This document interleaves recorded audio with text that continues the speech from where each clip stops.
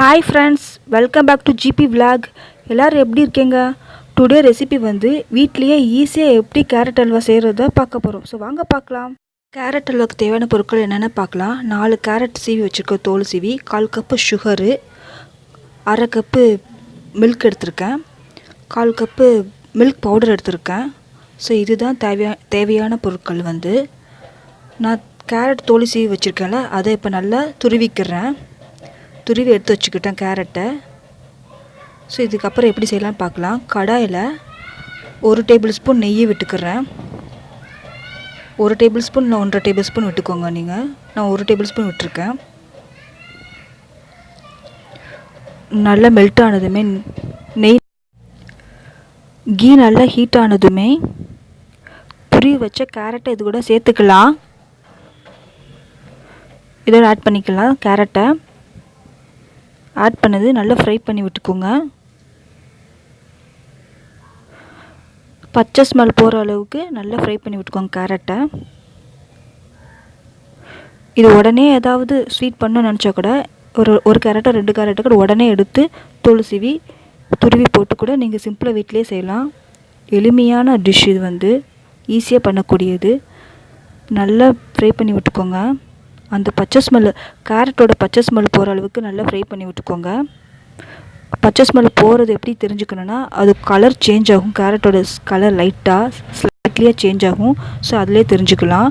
இப்போது பால் சேர்த்துக்கலாம். பால் சேர்த்துட்டு நல்லா மிக்ஸ் பண்ணி விட்டுக்கோங்க. நல்லா பால்லே குக் ஆகட்டும். கொஞ்சம் அடிஷ்னலாகவே பால் சேர்த்துக்கோங்க. அதிலே நல்லா குக் ஆகும். தண்ணி சேர்க்காதீங்க, டேஸ்ட்டு மாறிடும். ஸோ ஃபுல் க்ரீம் பால் தான் நம்ம எடுத்திருக்கோம். ஸோ அதுலேயே நல்லா குக் ஆகட்டும். அப்போ தான் டேஸ்ட் வரும். ரொம்ப டேஸ்ட்டாக இருக்கும், எம்மியாக இருக்கும். அந்த பால்லே நல்லா குக் ஆனதும் கொஞ்சம் பால் வற்றி ட்ரை ஆகும் முன்னாடியே இந்த ஸ்டேஜில் நம்ம சுகர் ஆட் பண்ணிக்கலாம். இப்போது தேவையான சுகர் வந்து நான் 1/4 கப்பு சுகர் ஆட் பண்ணிக்கிறேன். உங்கள் டேஸ்ட் ஸ்வீட் எக்ஸ்ட்ரா வேணும்னா நீங்கள் அடிஷ்னலாகவே கொஞ்சம் சுகர் சேர்த்துக்கலாம். இல்லை லைட் சுகர் போதும்னா இந்த அளவு ரேஷியோ சேர்த்துக்கிட்டால் போதும்.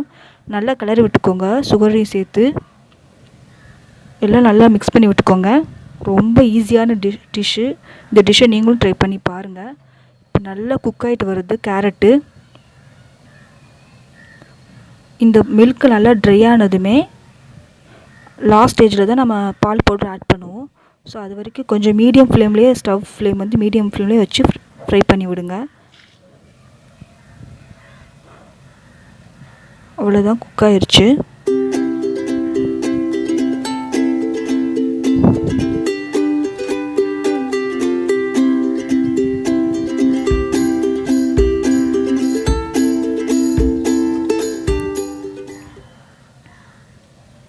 இப்போ இந்த ஸ்டேஜில் பால் பவுடர் சேர்த்துக்கலாம். அந்த நல்ல பால் வற்றின ட்ரை ஆகும்போது பால் பவுடர் சேர்த்துக்கிறோம். நல்லா கிளறி விட்டுக்கோங்க. நல்லா மிக்ஸ் ஆகிற மாதிரி.